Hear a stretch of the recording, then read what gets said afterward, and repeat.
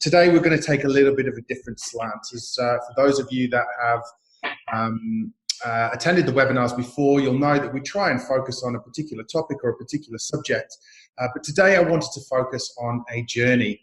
Most of you as freelancers are on a journey. You'll know other freelancers that are on a journey. And as with all walks of life, the freelance journey is never always as straightforward as we think it may be. The learnings and ups and downs, and even those people that you might know personally or know from their social feeds or digital presence who look like, they're freelancers who've absolutely nailed it, have probably been on a roller coaster ride themselves. And I thought that it would be a great opportunity to talk to somebody that we know very well rounded, a freelancer who we've worked with, a freelancer who is also connected via being married to Grant McCall, who is Rounded's founder and product designer, to tell her story. And so I'm delighted to introduce Eva Mezei, and I've got your surname right. Welcome, Eva. Thank you. Thanks for having me. Lovely to have you. And so for those of you that are eagle-eyed, you may have seen Eva's face on our website. Eva's fingerprints are all over the videos and user stories that we've created over the last few years as well. So we're very lucky to have had Eva's input into some of the content that we've thrown out. And Eva is founder and director, I don't know, vice president, we can give you any job title you want, of Pocket Films, which is a Melbourne-based video production company, which is now going great guns, and Eva's putting out, so you've got a great reputation for doing some really awesome work, and we'll show you. So welcome, Eva. Maybe tell us a little bit about the work that you're doing at the moment with Pocket Films. Yeah, so Pocket Films has gone like straight full on free about 3 years ago, I would say, now in its third year, and mostly works with small businesses and healthcare institutions in Victoria and education institutions. So there's a big breadth of sort of what I do and the clients I work with, from really the smallest ones to big ones. So it's quite an interesting mix at the moment. But also, I've also got, obviously, juggling that with a part-time gig at Alfred Health, which is one of the largest Victorian public health care institutions. So yeah, I'm excited for this year particularly because there's some new clients coming into the mix of Pocket Films, and also some new collaborators, which I'm trying to grow the business with. So yeah. Great. Well, we're going to show you guys an example of Eva's work at the moment. Just a little video that Eva produced last year. Before we go into that, though, just to mention, please feel free to put questions in the Q&A module or in chat. Eva will hang around and we'll relay questions to her later. Unfortunately, for anybody who wanted to join us via Facebook Live, the integration with Zoom doesn't seem to be playing ball at the moment. So unfortunately, that's not working, but we will send a link round next week. And I'm assuming that everybody in the room can hear me as well, as I haven't had anybody tell me that they can't. So on that basis, Eva, I want to start with showing everybody some of the work that you've done and some of the recent work that you've done. So guys, bear with me just while I bring up Eva's video. It's a 45-second clip just to give you a sense of the style and quality of work that Eva's putting together. So here we go.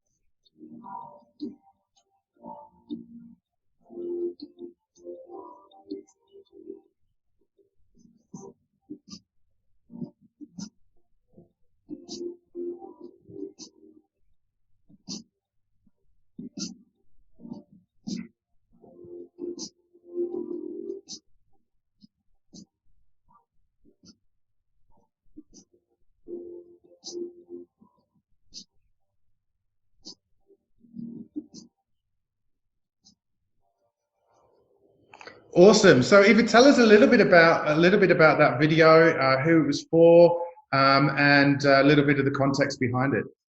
Yeah, it's an interesting story actually thinking about this video because I also appear in it, as you can see. So I have a little cameo.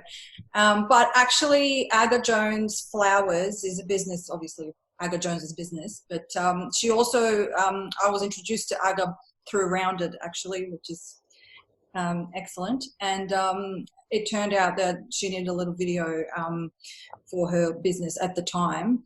And these projects are always good because I do a lot of, like I said, a lot of healthcare, a lot of difficult topics working with large institutions. So these projects are always a good opportunity to break from that and try something different. Like if you have a different gear in mind or something else that you can sort of explore.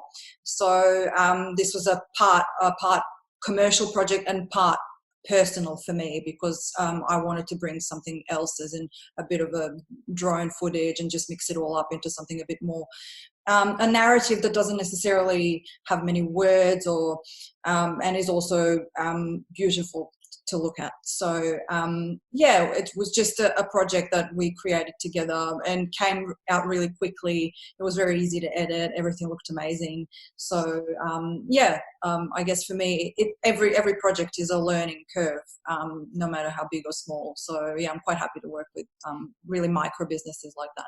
Awesome. And so I guess that hopefully that gives everybody here today a sense of where Eva's at, right? So we've got, somebody who's producing really high quality work, somebody who's passionate about what she does, somebody who has also been able to secure up her business by securing a permanent role, even though it's part-time, with a very large company. So we've got a balance. So you look at that from the outside and you think, wow, how awesome, you've got everything sorted, but it wasn't always like that, was it? So if we rewind now back to the beginning and begin to trace your journey to how you got to this sort of really nice and rosy bit. So maybe take us back to, obviously, for those of you that don't know, Eva's originally from Serbia. How long have you been in Australia for, Eva?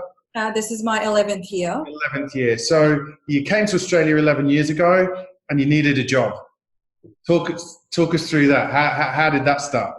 Well, I guess I never really wanted a job. I guess that's where this whole thing comes from. I think it has a lot to do with how people grow up and how they're raised. I was raised in a very artistic family, so in a family of musicians, and so I never really saw something like, my father getting dressed in a suit and going to work in the morning, commuting. We actually, I thought about it, in Serbian, we don't even have a word for commute as such. So none of those words were used in my household. So for some people would say, it's somewhat of a privileged childhood where your parents have the flexibility to raise you and still have, really important jobs. Obviously, my parents were musicians, played instruments in an orchestra. So it all comes from there, I guess, for me, that I grew up thinking that's what my life was going to be like. And then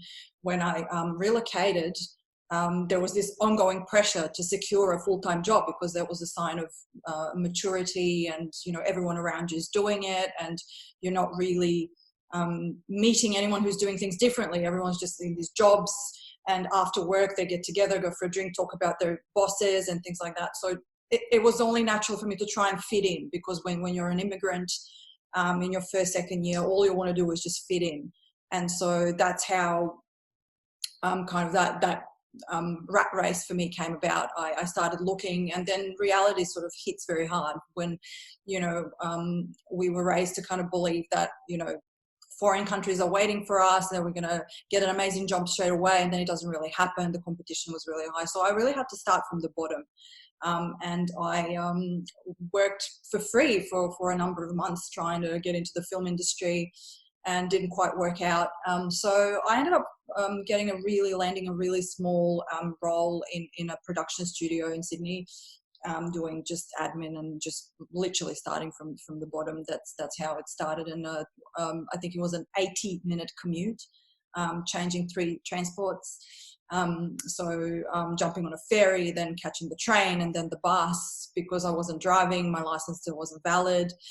And all those things kind of piled up for me in a way that I felt like this wasn't really a natural way for me to live. And although it was, I realized I really needed to work and make money, and I've always been raised to try and be very independent and, to secure my own future and never depend on anyone. So I always wanted to work. At one point I worked 3 jobs because I always felt like it wasn't enough. It's not enough. And I guess it's not enough if you're starting, on a starting salary in Australia. It soon becomes not enough. So I worked casually at Sydney Opera House as a sound operator because my major was in sound design. And I also worked on SBS Radio for a while. So at one point I had 3 different gigs that I juggled in addition to a horrific commute. Okay.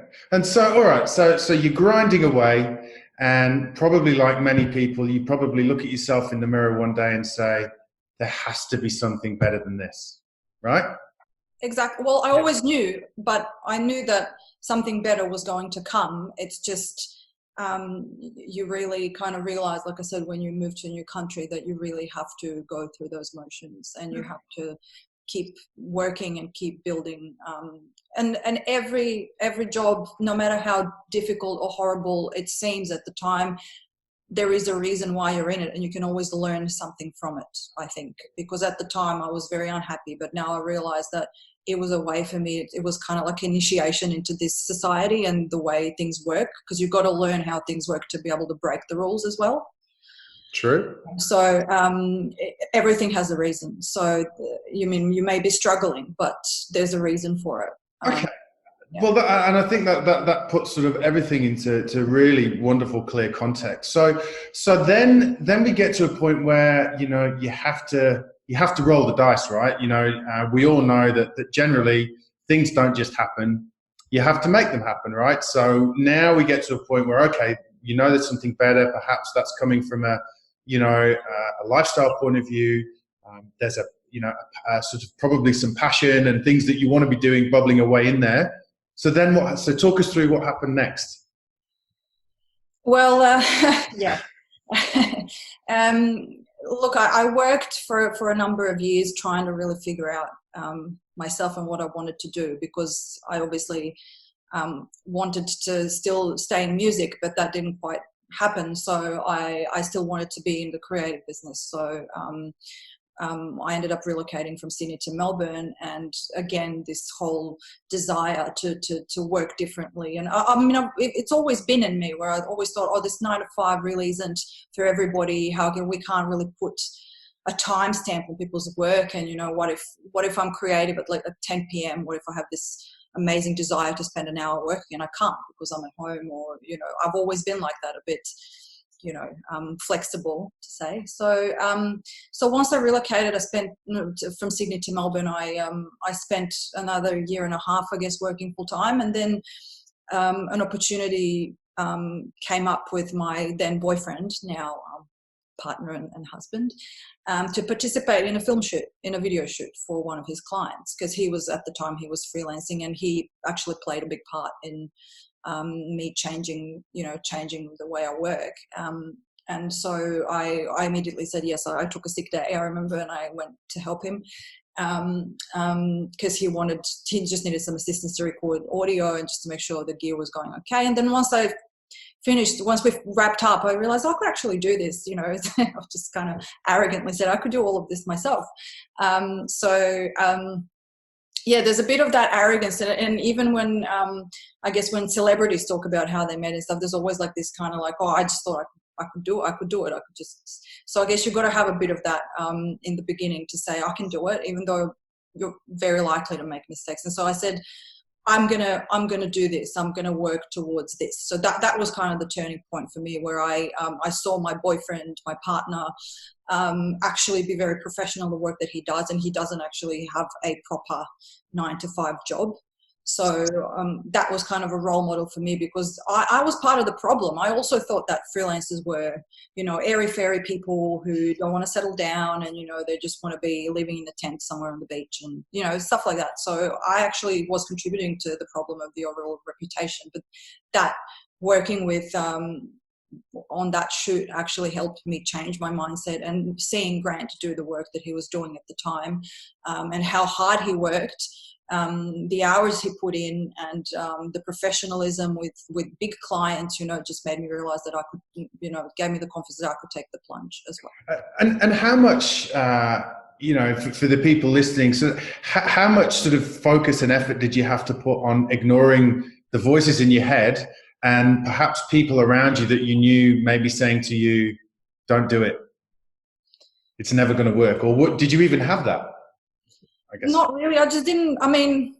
I felt like it was actually my selling point is that I felt confident that I could do it. And, like I said, my partner played a big part in giving me the confidence, because every time my confidence would drop or the voices would start, then he would tell me, a lot of people want to do this. They just don't have the courage perhaps to do it. And it's not like, don't think that it's the norm that you have to go to this office, and it's not. You can make it. You can do it. I think courage is a great word to describe it. So you just need to be courageous. Yeah.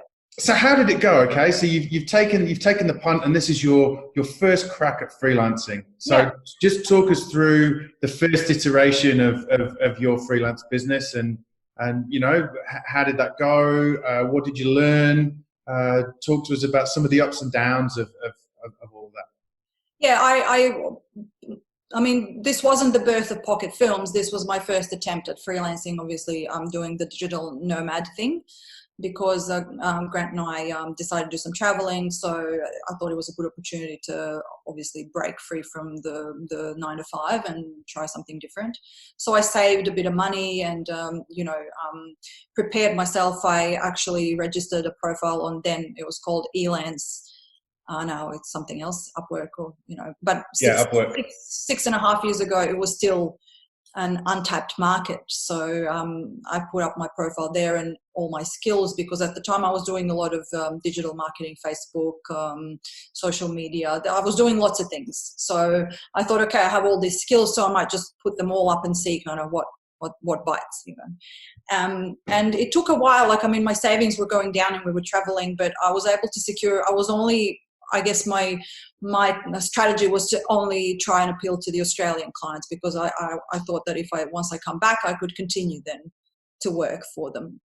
So I ended up having 3 to 4 clients. Some of them asked for video editing, basic video editing, but most of them were just marketing efforts, helping them with their, content stuff. It was hard. So much it's not even rejection. You never hear anything. You bid on these jobs, and then nothing happens, and no one even bothers to contact you. So your psyche takes a hit.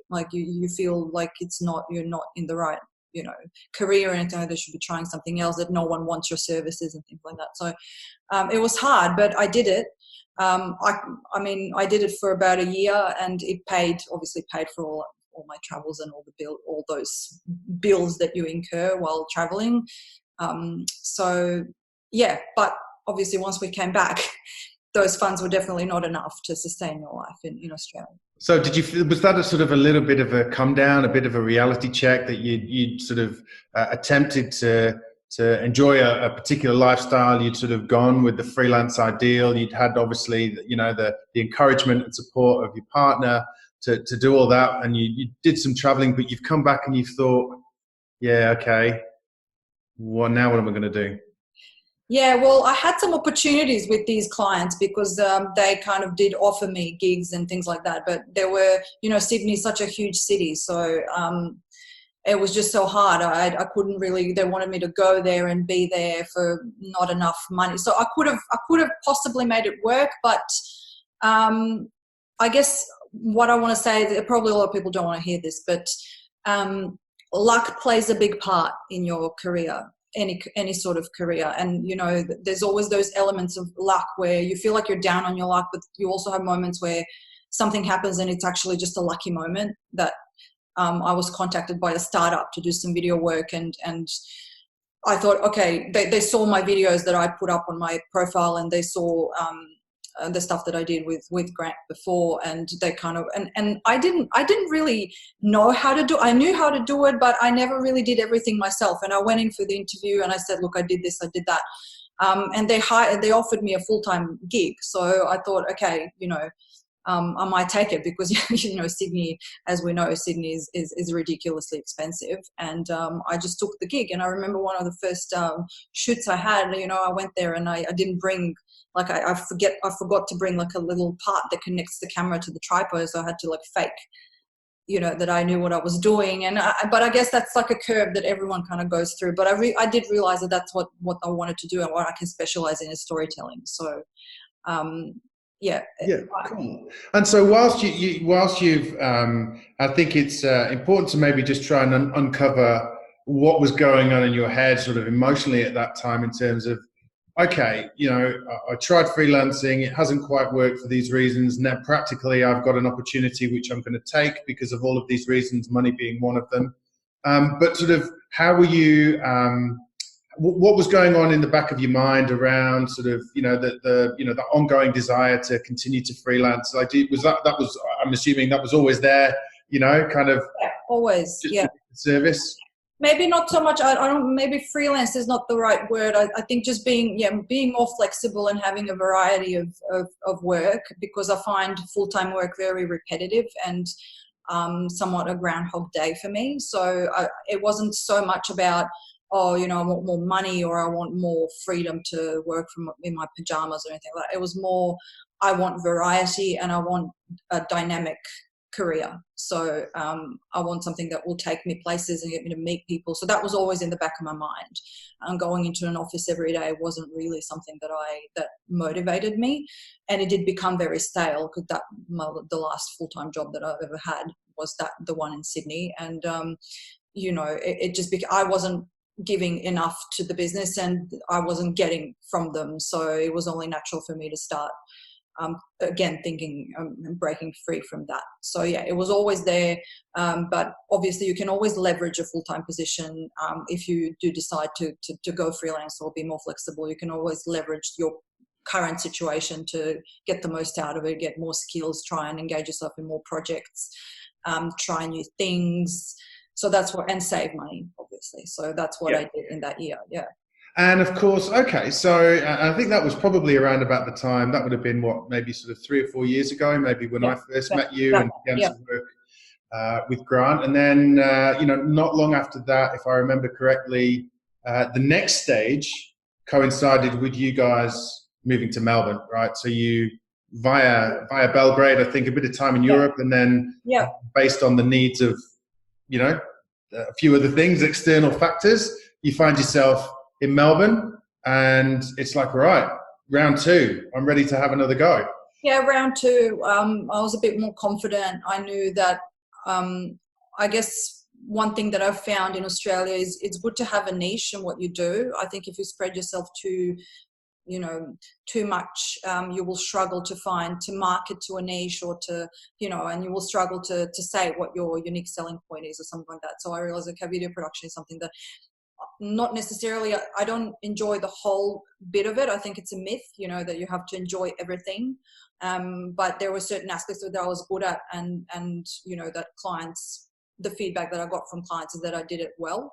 So I decided that was what was going to be my niche, was video production. So once we came back to Melbourne after that stint in Sydney, I've had enough, you can never have enough money, but I've had some funds saved up to try and start, because video and production and photography are one of the most expensive even hobbies that you can have. So you need an investment. I was actually talking to someone the other day. I said, if you're a web developer, you don't need as much gear or anything like that. But if you're starting up a video production, there's a lot of that initial investment.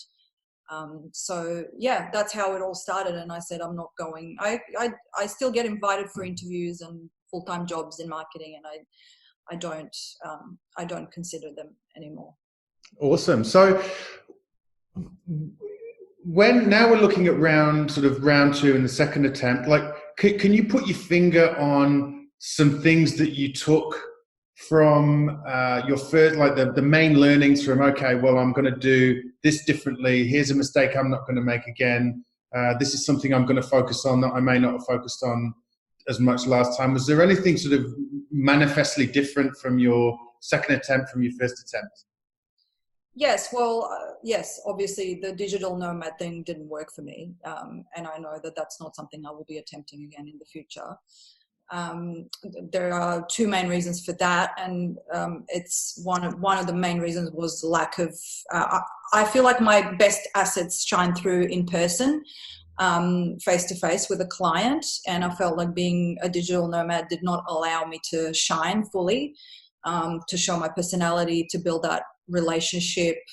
I felt there was this ongoing, and again, this is just my story, so it might not, some people might have a completely different story. I'm a bit of a extrovert in that way, that I like to connect. I love going to meetings. I know some freelancers hate, going face-to-face meetings with clients, and they think it's a waste of time, and fair enough if they leave remotely or something like that, but I always take the opportunity to go, because for me it's always, I love it. I love talking to people, even if it ends up being a negative experience. And the other thing that being a digital nomad kind of prevented me from doing is immersing myself in the place I was in. I wasn't able to switch off.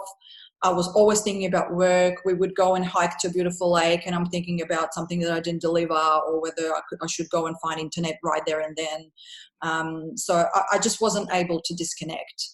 And so those two things were things that I just realized I won't be able to do those work and travel kind of thing, because for me it wasn't working. I needed to be close to my clients. Yeah.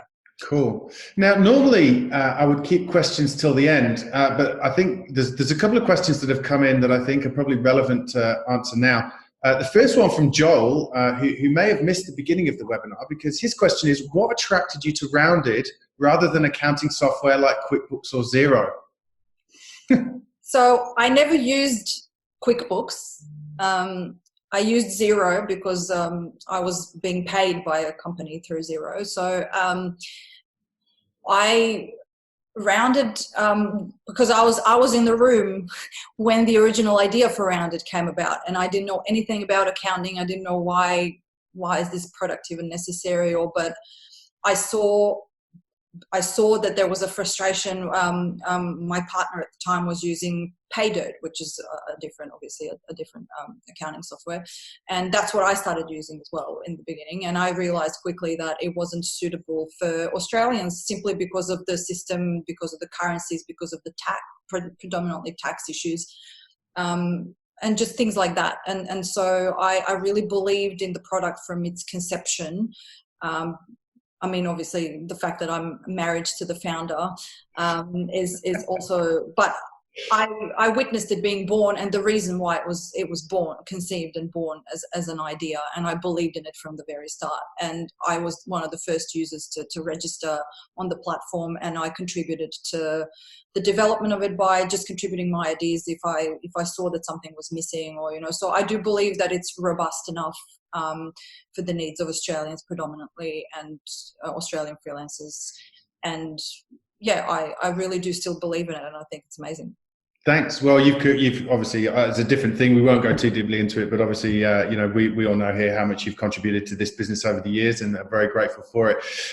So going back to Pocket Films, and again, I thought it was worthwhile asking this question just because of the part of the journey that we're on. And Olya asks, I'd love to hear what was the pivoting point for Eva going from freelancing to setting up a business, and how did you go about attracting clients at the beginning? Which is a question all freelancers love to know the answer to, is how did you, when you made that decision to go for part two, how did you set around building your profile and building the business? Well, it just kind of came naturally, I suppose. It's still I still consider myself, well, not a freelancer, but I would say a sole trader, and I think that it's something that can set you apart. Well, I don't want to be preachy. Obviously, everyone has their own story. But to me, thinking in terms of being a business rather than a freelancer is puts me in a more professional mindset. So, and I guess in video business, you can never be alone. I mean, I was alone for a couple of years doing everything myself, and it's just not sustainable. So you've got to really think about, I need to leverage, I need to turn this into a business and have it work with a team so that you can get better and get bigger jobs, because that's just how it works. Like, you know, obviously, you know that even the smallest ad you watch on TV has a crew of 20 people or more. So you need extra pairs of hands. So I just decided, my decision was around that. If I want to grow, I need to turn this into a business, into teamwork. And also the fact that I had to register a business name. So my ABN was registered in my personal name, and I did not want to involve my name as a business name. So a bit of admin and a bit of a decision there. So I think it helps me with my mindset that I think about it as a business, not just as me being alone in a room. That makes perfect sense. And so to the second part of that question, so in the beginning, you know, how did you go about sort of putting yourself out there, meeting people, and sort of getting those first few jobs through the door so that you could actually start, you know, working and making money? So my experience is jobs come from the weirdest of places, and I guess, you know, I didn't do any of the digital marketing stuff. So I did face-to-face things. I went to a lot of events. Every time someone invited me somewhere, I'd go. And I know it's a bit of maybe a multi-level marketing attitude to have, but I always thought, you know, I'm always maybe I'll meet someone, maybe. And I never went with the notion of signing up business there and then with that particular person. I always thought I just need to meet people, and the more people you meet and the more you mingle, someone will eventually, you know, call you up, and you know, they will have a need for your services, because video is more of a luxury service these days. You know, it does cost money.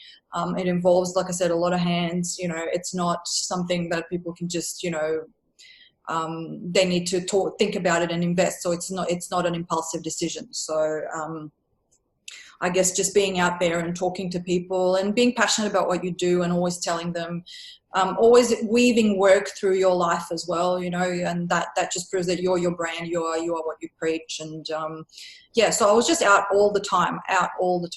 So part of the decision is we lived in the CBD, so I could mingle and go to events, you know, as well, and just be with people. And, you know, even if nothing comes out of it, I was still, you know, I met some great people and made friends as well through that. So I'm that kind of a person. I like to be out. I like the real connection, the real talk. And I mean, you'll meet people and some won't be great, some will annoy you, but that's all part of the process for me. So that's how and I said part of, work comes through the weirdest of places is also, like, I ended up securing freelance work through Seek, which is also, you would never people probably don't even look at Seek if they're looking for jobs. But I was, you know, casually looking for some video jobs or even marketing jobs when money was drying up. And so I had an interview for a marketing role that didn't go through. But then that person 3 weeks later called me up and said they needed a video. So I ended up getting work like that. So there's all these different stories, but I think the main point is to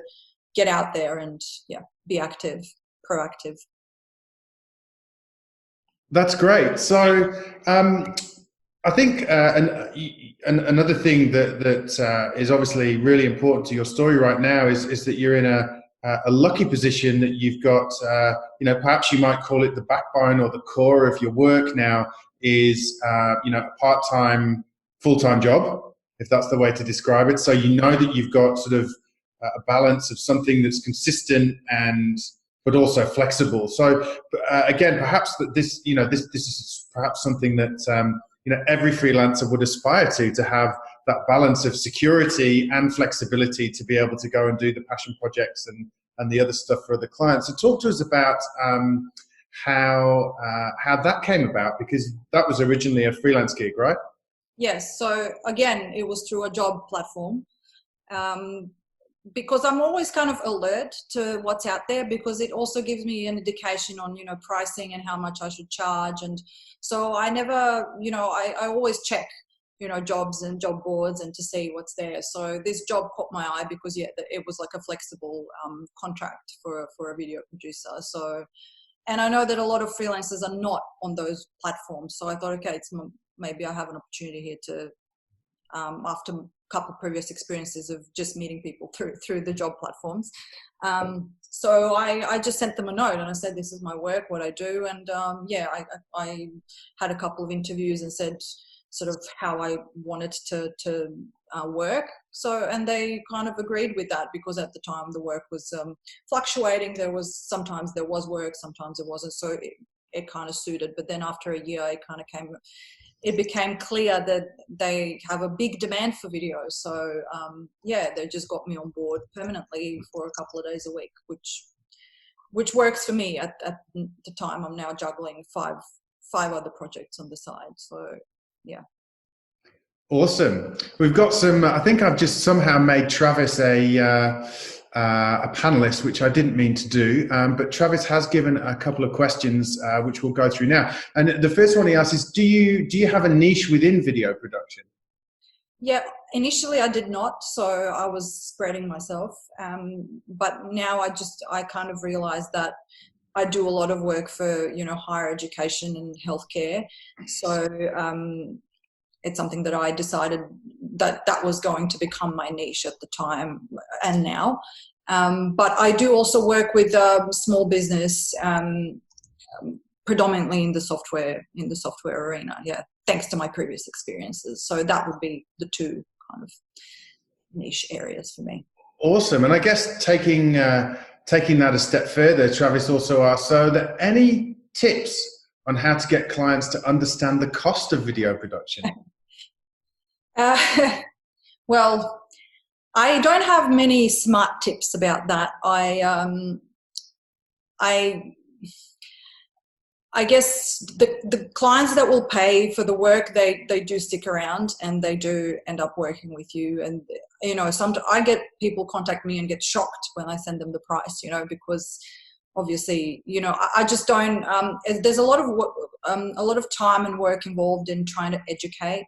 And if you're already working with these people, then that's okay. If they dispute something, or, I'm happy to explain if I'm already working with that person. But I am really, at the moment, I'm the busiest I've ever been. And it's really hard for me to go in depth with someone who hasn't done business with me yet. Those who have, they know how I work and they know I'm professional. I deliver to deadlines. And I guess those clients pay for that. They pay for my reliability and the professionalism. So it is hard to get people to, but those people who do not understand, they are not my client, my ideal client anyway. So, and you can sort of do a research to, what I try to do is research always to see which brands and which companies invest heavy in video, because I can see from the production how much money was invested, and then I know that kind of that's where my ideal client lies. That's a great way to look at it. And I guess on the other side of that, though, how often do you say no, and how important is that to kind of maintaining, your business in terms of doing the work that you want to do? I don't say no a lot of times, but I have a lot of people say no to me. And this is something that I had to accept over the years, that, in the beginning, it would hurt me so deeply because I'm a very emotional person. But I learned that them saying no is actually you saying no. And it's because you put yourself out there and you gave, your best quote or whatever. And if they come back and say no, then it's a flag for you. It's a sign for you that it's not going to be right. So they actually did the work for you by saying no. And I know it can be difficult for people if they're just starting. And it was very, very hard for me because I wanted to get every job. I wanted to do everything. And, and obviously it's hard when funds are drying up. But I feel that, it's a mutual decision, and, you just have to keep going and find strength in the good work that you've done and leverage that to get more yes and to pitch to your ideal client. Awesome. Well, we're coming up to quarter two, so the end of the webinar. Guys, if you've got any questions for Eva, now's the time. There aren't any pending questions at the moment. So just whilst we give people the opportunity to ask any final questions, Eva, as we wrap up, advice for those people, who are freelancing at the moment, who may be going through their own journey, their own doubts, their own challenges. What advice would you give to those who are sort of wondering whether it's all worth it, wondering whether they're going to make it, wondering whether they should go back into full-time work but don't really want to? What advice would you give to those people? Well, I mean, apart from the usual kind of, do good work and, meet deadlines, and I guess it's important to really assess what's really important to you. And some people are happy to be in a job, and, it brings them happiness in a routine. And that's what I learned from working in jobs as well, that some people love it, and maybe freelancing is not for everyone. So you really need to think deep and, think whether this is right for you. Because maybe it's not. Maybe you are being led by, your friend is killing it, and you think you can do the same, but maybe it's not really for you. So I meet a lot of people who say, I don't know how you do it. I could never. I would hate it. I would hate to be doing something at 10 o'clock at night, or, go out for lunch with a client, when I want to have lunch with someone I want, and things like that.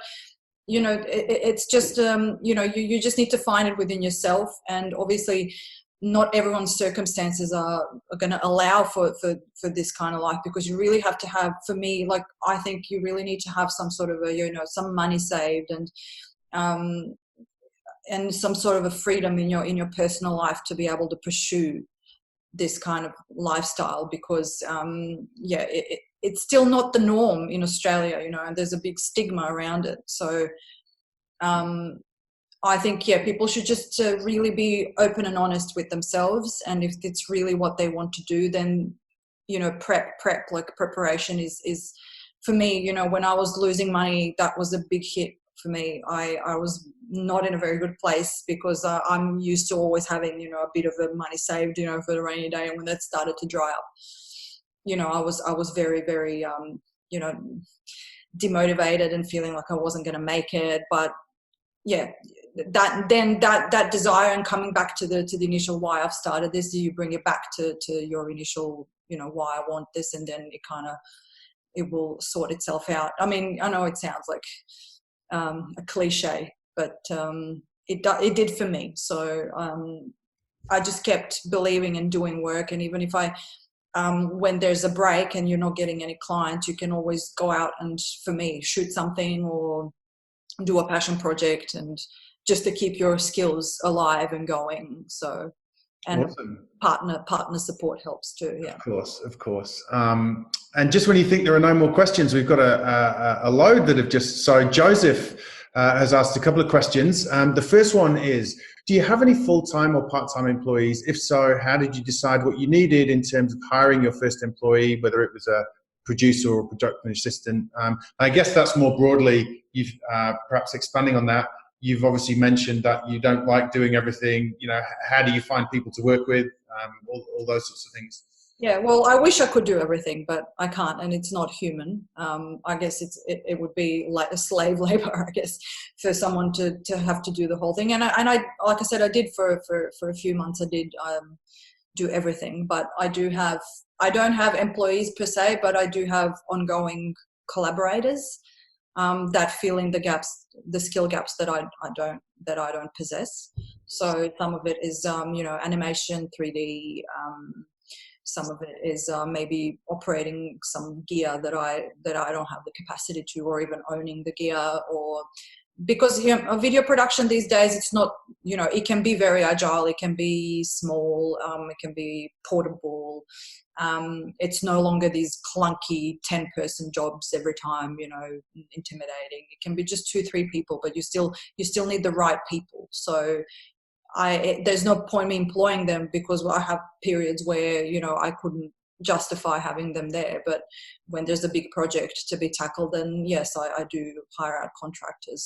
So and how did you find those? How did you go about finding those people that you can collaborate and work with?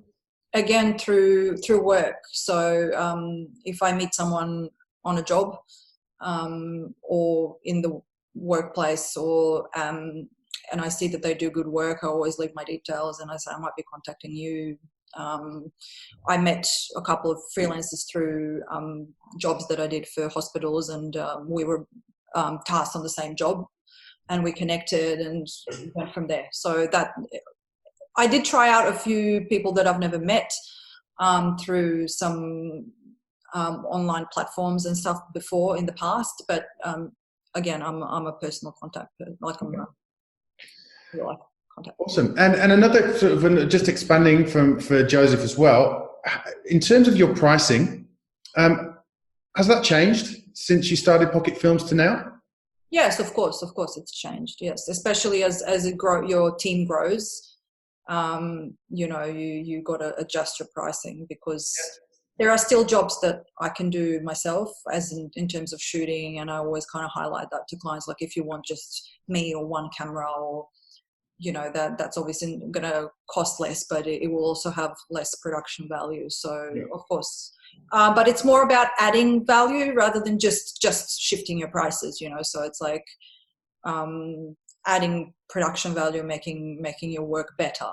So I don't just raise prices for the sake of raising prices. It's more like I can now offer this, this, and this, as opposed to just that.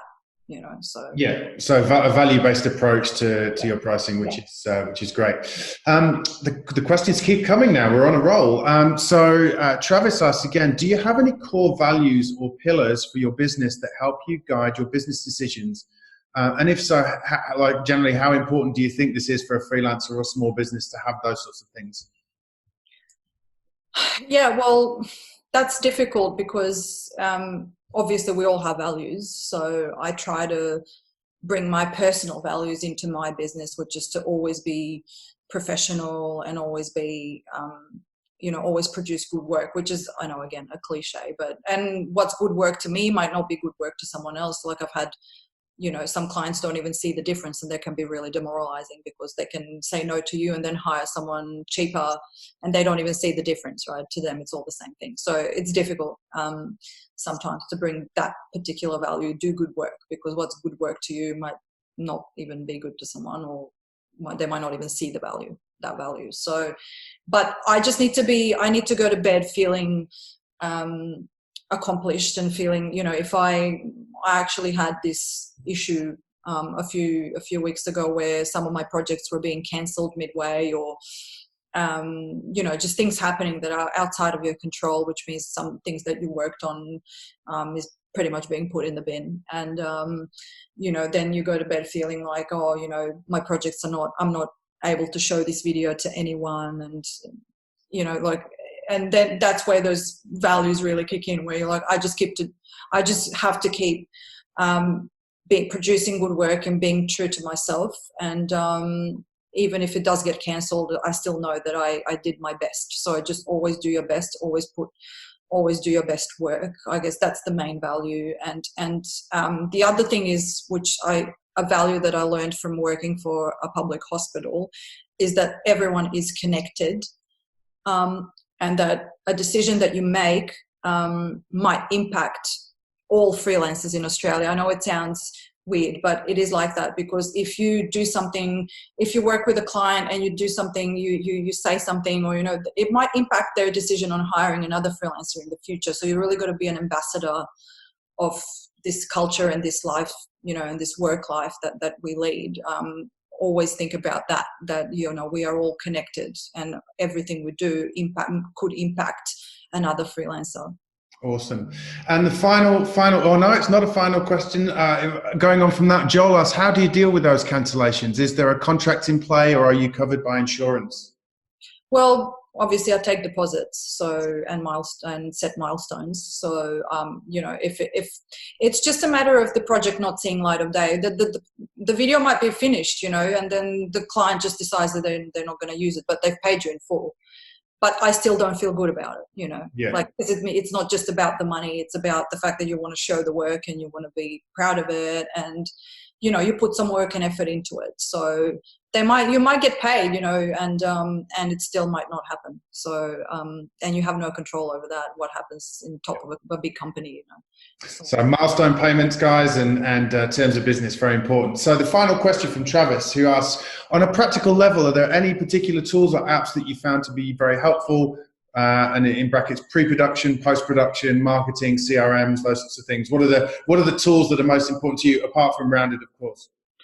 Well, I find there's a cloud software called Studio Binder, which I find it's well suited to video producers and photographers, and to just track your projects visually.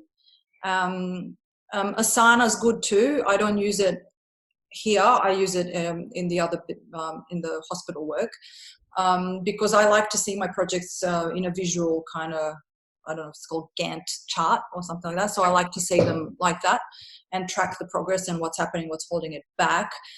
Because I know a lot of those software solutions like Trello, and they're all task-based for me. So for me, it didn't really work because I needed to see a whole sort of timeline and a deadline and things like that. So yeah, I find Studio Binder was good, but I use it here for my business, and then with the hospital work we use Asana. So those two are really good for me, but they are paid options.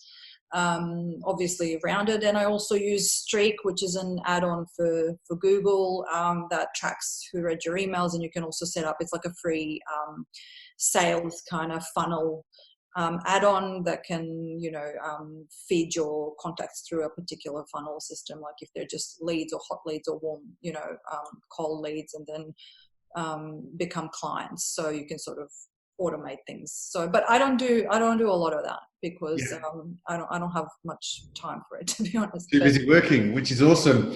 Well, Eva, on that note, thank you so much for taking the time to join us today and sharing your story. I can tell from the questions, and I think that we've had a very engaged audience interested in you know, learning more about it.